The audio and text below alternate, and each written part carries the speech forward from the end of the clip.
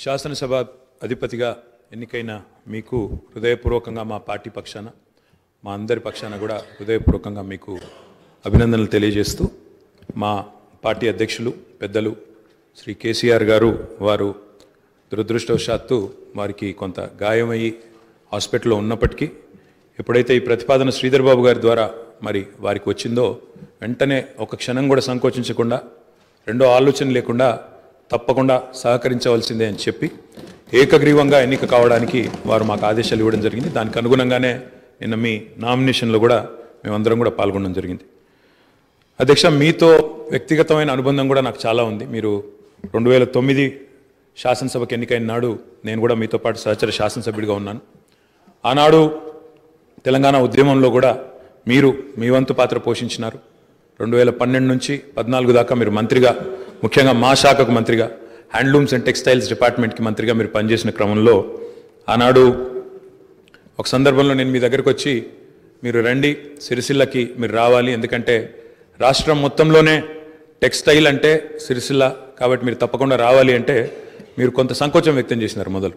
మరి ఇప్పుడు ఉద్యమం ఉధృతంగా ఉంది, నేను మంత్రిగా ఉన్నాను, ఈ సమయంలో వస్తే ఏమైనా ఇబ్బంది ఉంటుందా అంటే లేదు, మనం కలిసే పోదామని చెప్పి ఆ రోజు మీరు రావడమే కాకుండా ఆనాడు మరి బ్రహ్మాండంగా మీరు వచ్చి అక్కడ కార్మికుల సమస్యలు విని తర్వాత చాలా సమస్యల పరిష్కారానికి మీ స్థాయిలో మీరు కృషి చేసినందుకు కూడా మీకు మనస్ఫూర్తిగా ఈరోజు మళ్ళొకసారి అభినందనలు, ధన్యవాదాలు కూడా తెలియజేస్తూ మరి ఒక ఉన్నతమైన సాంప్రదాయానికి ఈరోజు మరి తెరదీస్తూ ఇతర పెద్దలు గౌరవనీయులు తెలంగాణ రాష్ట్రం ఏర్పడ్డ తర్వాత పెద్దలు శ్రీకొండ మధుసూనాచారి గారు, తర్వాత శ్రీ పోచారం శ్రీనివాసరెడ్డి గారు, తదనంతరం మీరు, మరి వారు ఇద్దరు కూడా నెలకొల్పిన సాంప్రదాయాలు, కాపాడిన విలువలు, వాటన్నిటిని మీరు కూడా పరిరక్షిస్తారని మనస్ఫూర్తిగా ఆకాంక్షిస్తూ మీ ఉన్నతికి మనస్ఫూర్తిగా అభినందనలు తెలియజేస్తూ మరి ఇప్పుడే పెద్దలు ముఖ్యమంత్రి గారు, ఉప ముఖ్యమంత్రి గారు, మంత్రివర్యులు కూడా చెప్పినట్టు మరి ఈ సభ అందరి సభ, ఈ సభలో ఉండే ప్రతి సభ్యుడి యొక్క గౌరవాన్ని, ప్రతి సభ్యుడి యొక్క హక్కులను,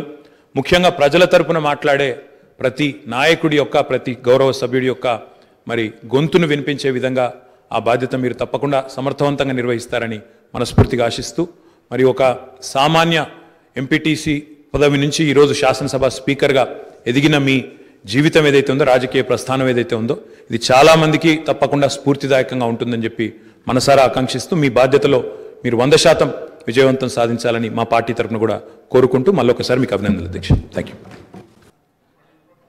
శ్రీ రాజగోపాల్ రెడ్డి గారు.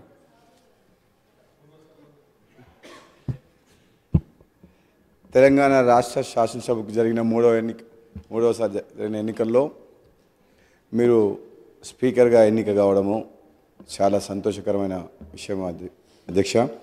నిజంగా చెప్పాలంటే మేము ఈసారి ప్రభుత్వం వచ్చిన తర్వాత మీరు ఒక పొజిషన్లో ఉంటారు అనుకున్నాం. చాలా కష్టపడి పైకి వచ్చిన మీరు అంతకంటే ఇంకా పెద్ద స్థానంలో గౌరవప్రదమైన స్థానం వచ్చేసరికి ఇంకా చాలా ఆనందం కలిగింది. సంతోషకరమైన వార్త. మేమందరం అనుకునేది మా మధ్యన ఉండి స్నేహితుల్లాగా చాలా దగ్గరగా ఉన్న మీరు స్పీకర్ అధ్యక్ష స్థానంలో కూర్చుంటే చాలా సంతోషంగా అనిపిస్తుంది అధ్యక్ష.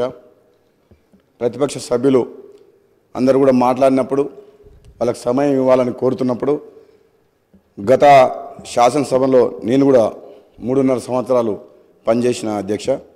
అప్పుడు సభ్యుల సంఖ్య ప్రమాణంగా తీసుకొని నిమిషానికి లెక్క పెట్టుకుంటూ మాటకు అడుగడుగున మాకు అడ్డంకులు ఉండేది అధ్యక్ష. కానీ అలా చేయమని నేను ఇప్పుడు చెప్పట్లేదు అధ్యక్ష.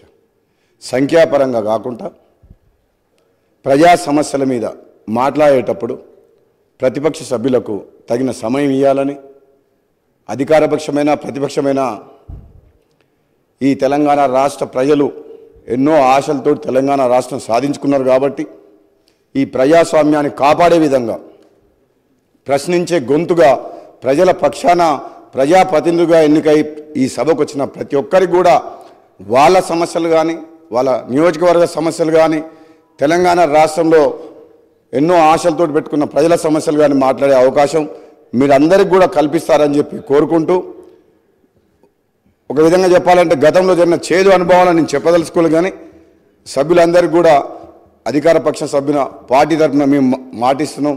మీరు ఏది మాట్లాడినా, ఎప్పుడు మాట్లాడినా మన స్పీకర్ గారి ఆధ్వర్యంలో ఈ సభ సజావుగా సాగేందుకు మా అందరి సహకారం కూడా ఉంటుందని తెలియజేస్తూ మీకు మరొకసారి శుభాకాంక్ష తెలియజేస్తూ దిగ్విజయంగా 5 ఏళ్ల పాటు ఈ పదవిలో ఈ రాష్ట్ర సమస్యల మీద అందరికీ మాట్లాడే అవకాశం ఇస్తారని చెప్పి తెలియజేస్తూ సెలవు తీసుకున్న అధ్యక్ష. Thank you.